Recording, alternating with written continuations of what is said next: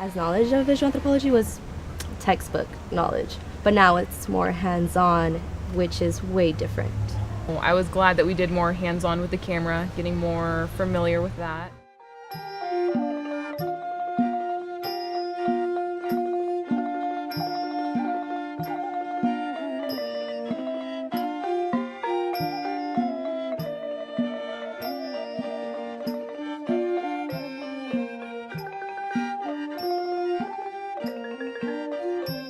Writing that story in the class, how it came about, and then seeing how we actually put it together. Then you get to see what it takes to get to put a documentary together or a short film.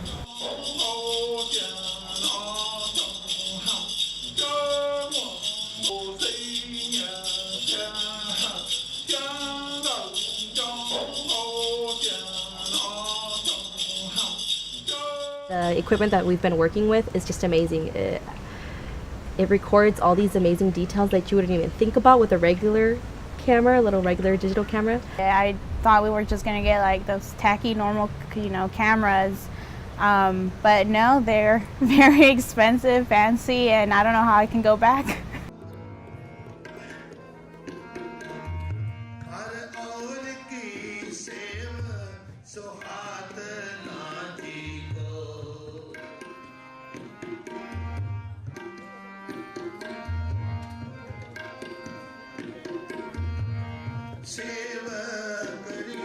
It was interesting to see how long it takes to actually put a story together, to pick out what scenes you're going to use.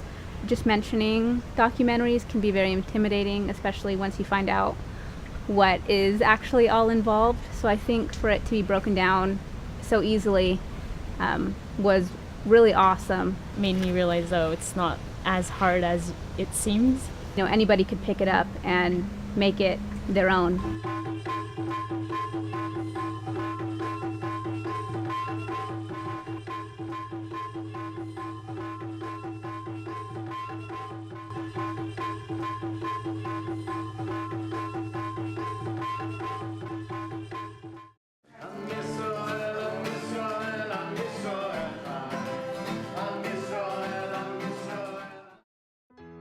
This one has definitely broadened my horizons to things that anthropology can do and what students can take advantage of. And even if you don't think you're good at it, it's able to be picked up and you're able to learn it and be part of a team, and that's really fantastic. So now I have a lot more respect for people who have to work in that type of discipline. I'm going to get a foundation of what visual anthropology is about and how to use technology and the editing, that they could probably fall in love with it and go into a different direction.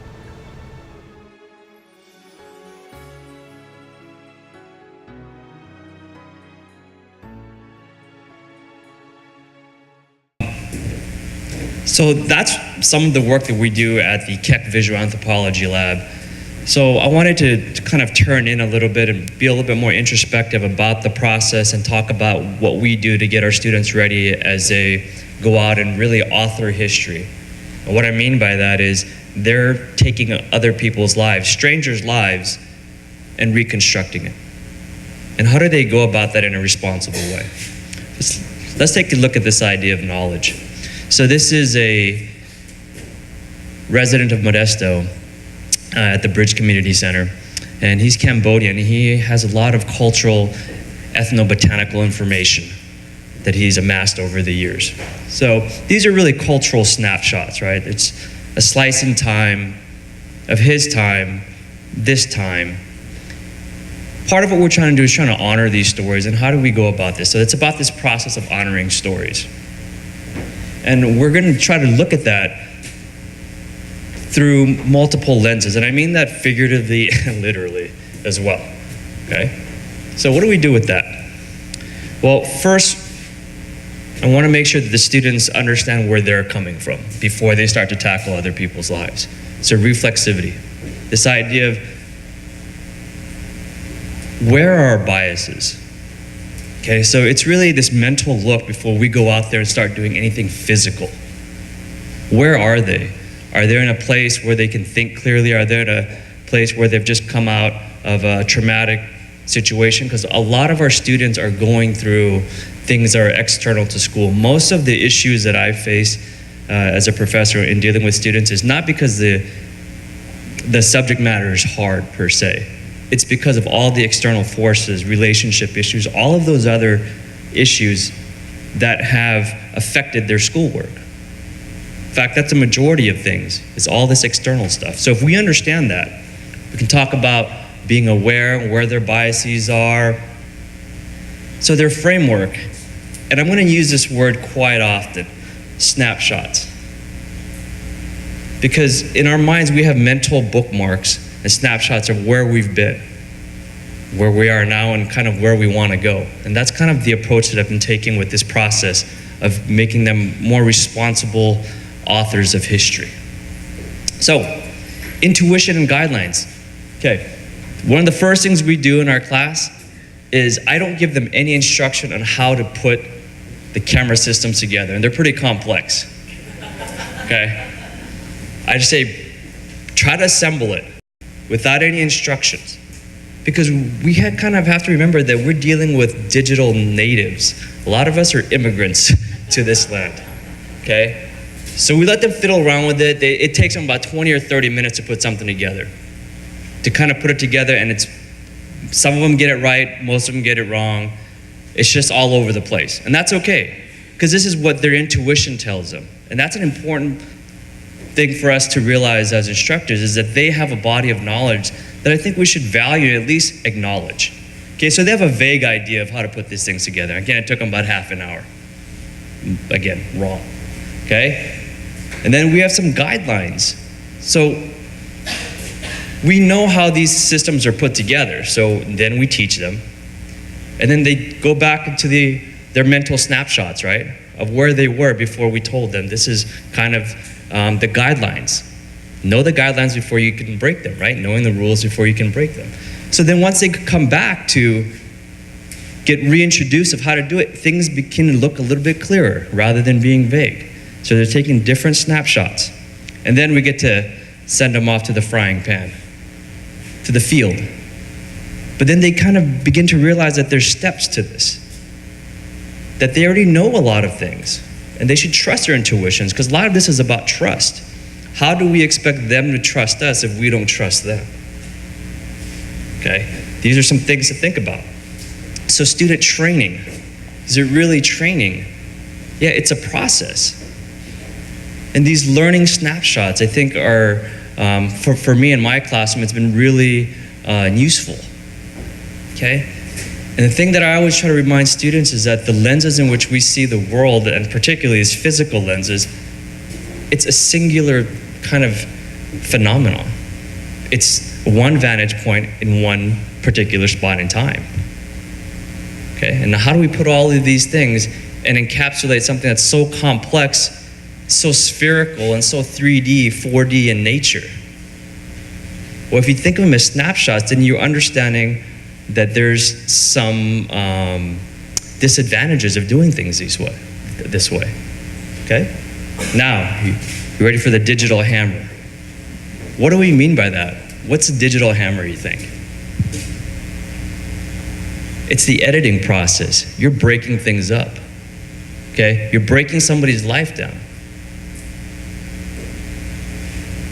Okay? We went through this exercise in a workshop that we had at the Keck Visual Anthropology Lab. Let me ask you, how many opinions do you think are in that room? Bill alone has multiple personalities in that room, right? That room got crowded fast, not just because of the number of people in there, right? So we're deconstructing and reconstructing. Who has the final say as to what stays in? And going back to the person or the cultural knowledge we're trying to capture, what about this question? Who's in the room and who's not in the room? Did we ever consult the Cambodian ethnobotanist of what he thought was important? We went through this exercise with our friends here at MJC, And we had the participant whose lives were being captured kind of look to see what their colleagues thought were important, right? And I know I wish we had more time, but that was just the springboard to something that I think is a part of a really rich conversation, okay? And that's this, representation. How are you represented? I think secretly all of us want to edit our lives, prolong the good parts, speed through the bad parts, and just kind of provide the highlights of our lives, right? A trailer to the movie in which we are the hero. Well, how do we do that responsibly? Okay, so we have a version of what happened. We're capturing this, right? So this was quote unquote reality. What happened? Well, Group A, as they edit it and how they see the world, could be one version. Group B, they take the same material, they edit it, could look something very different. Same stuff. Same working raw material. But in the end, there's only one product. So how do we get there? For me, it's this idea of accuracy versus precision.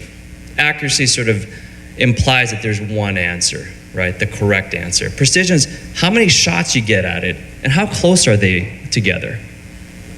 I think the more shots we take and where the differences lie, that's the place where the greatest richness of dialogue comes up. That's where the richness lies, is the differences and us talking about it and saying, well, why did you choose that? Why did you choose that about my life to highlight? That didn't seem that important to me. And then that's where the conversation starts, and that's where the richness lies, okay? So some of the lessons learned. So how do we make people more responsible? Well, we hold them accountable, for one.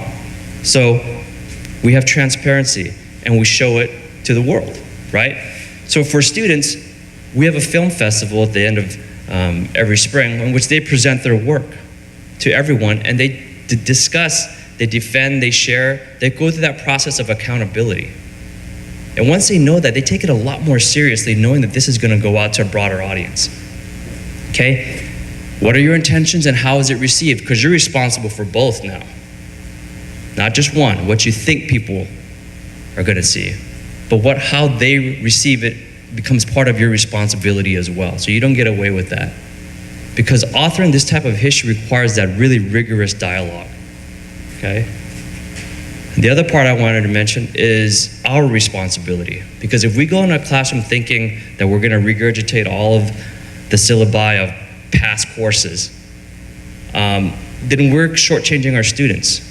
For my courses, I try to build in a little bit of mystery for myself as well. What is a skill that I wanna learn? What is something that I'm missing in my tool set that I'll go along with the learning process, along with the students, and they feel that energy. It's okay to be vulnerable, and this is the quote that I wanted to leave you with, is this idea. So remember that snapshot theme? Well, it's this idea of what we know, questioning what we know, and then kind of relearning, always evolving, along with our students. I think the students are smart enough to feel that. And once they feel that you're vulnerable, that you're genuine, that you're willing to be in the trenches with them, then that makes them more responsible authors of history. And then when they go to the field and interact with others, I think we're creating the type of citizens that we hope for. So, thank you.